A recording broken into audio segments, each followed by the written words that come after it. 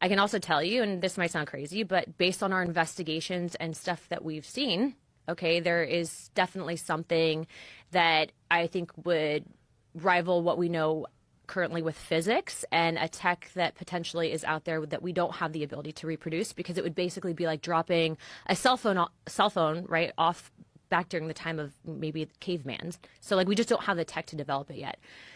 What I can also tell you is, based on our interviews, and this has been something that you can go back and watch with the congressional hearings, but I was actually able to ask some of the witnesses, what are these things?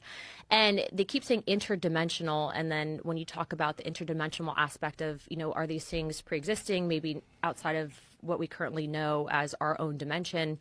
That stuff can kind of all sound crazy, but at the end of the day, my job as an investigator is to receive all the information, decipher it, and then ultimately, from a congressional aspect, if you do have contractors that are withholding information or operating outside of the purview of the federal government, I mean, there's budgetary issues, but there's definitely something that I can tell you with confidence that exists that we don't know how to explain currently.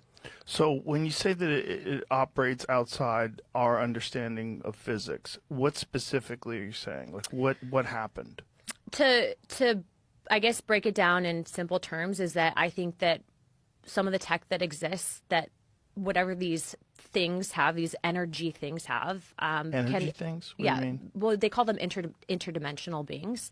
I think that they can actually operate through the time spaces that we currently have, and that's not something that I came up with on my own. That's based on stuff that we've seen. That's based on information that we've been told. And then also, too, I think that there's this historical aspect of, this gets into the deeper theories and concepts of religion. And I think the history that we currently know, and that kind of spins off into another topic of, you have the modern day Bible, you have this aspect of Bibles or books of the Bible that have been removed that explain and kind of touch on these topics.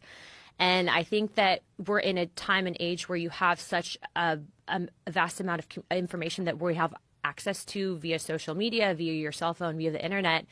And so it's really changing the way that we understand, the origins of life and the spiritual reality that we know. When you say interdimensional beings, that they know that these are interdimensional beings, how do they know that?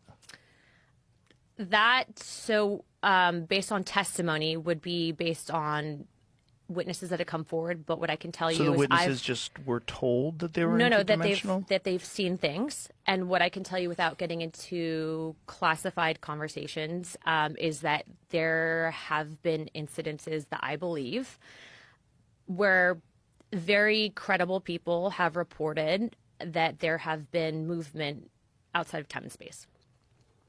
That's very vague. Yeah. So, look. Unfortunately. Yeah. Look. Have I seen a portal open? No. Have I seen a spaceship?